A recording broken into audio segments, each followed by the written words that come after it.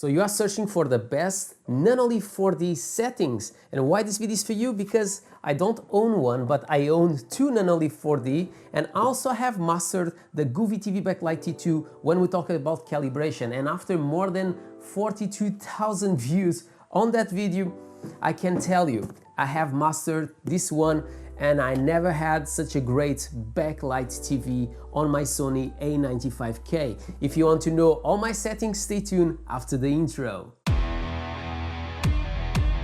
Hi everyone, Marcus here from madpack, and if you love tech and if you love discounts, this is the place for you because everything that I bring to you guys have links on the description below. And today we are going to talk once again about the Nanoleaf 4D, and yes, we have already talked last week about the best setup for your Nanoleaf 4D and the settings, but I spent more hours because I wanted to take the maximum juice of this system, and I can say to you guys that I managed to take the best whichever TV you get. If you have a good calibration with your TV, you'll be able to take the best results. If I could recommend on the previous weeks this product, now forget it. Just follow these settings.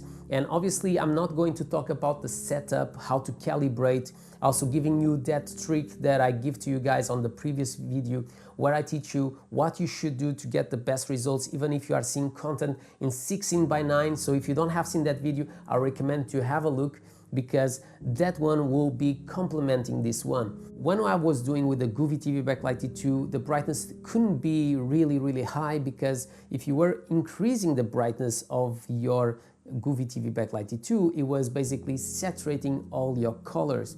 Here it doesn't really happen, so basically I have my brightness in the maximum, so definitely a plus. So let's dive in my custom settings and the reasons why I changed them slightly compared to last video. The first custom settings is related with dynamic range. I have already explained on the other video, but dynamic range is the same as you were opening a window. So if you open a window, you allow more light to go in. If you close that window, you reduce the light that goes in. Something that you don't have with the Goofy TV Backlight T2. As I said on my previous video, this is a settings that really stands out compared to other products like the Goofy. On my previous video, I was having these settings on 15%, but after playing around, that is a massive jump between the 16 and 17. And I wanted the maximum amount of light without losing the black background. And the 15 and the 16, they continue to don't really affect when it's a full black screen. But when you jump to the 17, you start having lights on the back. So if you want a bit of light on the back, yes, you can jump on the 17, but since I don't want that, and that was the experience that I had with the Goofy TV Backlight T2, if you drop to 16, you're going to get a slight punch of color, and also you'll be able to continue to have a full black screen. The next one is related with saturation, and as I explained, you don't want that saturation is too high, going on top of the color that is happening on the TV. So, like I gave the example, if you are looking to a blue that is happening on your TV, but the blue that is happening around your TV is more intense than the one that is on the TV, that's a massive issue. On my previous video, the best settings on this one was 34%, but now I increased to 43% because also I have changed my white balance. That will go there in a second.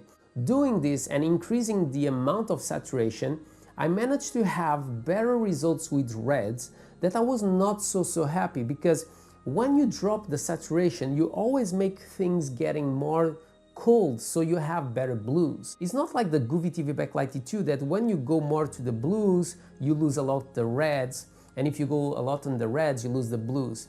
In this case, increasing from 34% to 43%, I managed to get much better reds, or in this case, stronger reds, that they were not really matching my TV. Everything else was quite okay for me, but that color was not coming out as I wanted. I passed from 34 to 43, but I had to change my white balance. If I bring the white balance down, That means that everything that is happening on the background of the TV is closer to cold colors because the color is not as warm as it was before, so not so yellow, and yellow is much closer to reds. So in this case, if I'm bringing down the white balance, what I'm doing is much closer to blues. That is a color that I never had issues. So I was asking to myself, if I do that and if I try to increase the saturation, maybe I'll have better results with the reds and even with the skin tones. I passed my saturation from 34